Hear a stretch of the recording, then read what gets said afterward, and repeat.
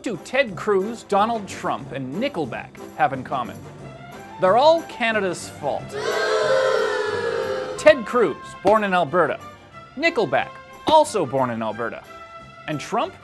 He wasn't born here, if you believe his birth certificate, but his money was. The Donald, of course, inherited about $20 million from his father in 1974 and deftly spun it into the multi-billion-dollar empire of skyscrapers, hotels, and board games we know now. But to find out where that $20 million came from, you have to go back over 100 years to the most Canadian event of all time, the Klondike Gold Rush.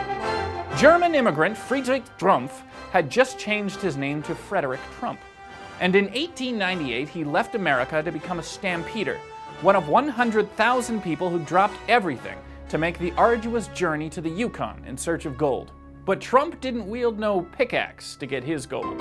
In Whitehorse, he set up the territory's finest restaurant, where grubby-faced miners would gladly be parted from their gold dust in exchange for duck, oysters, venison, booze, and hookers.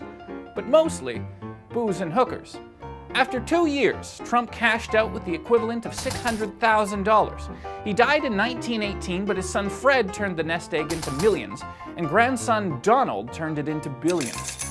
Penniless German to obnoxious presidential hopeful in only 3 generations. And it's all thanks to the Great White North. Maybe that's why Trump still has a soft spot for Canada. I would not build a wall on the Canadian border.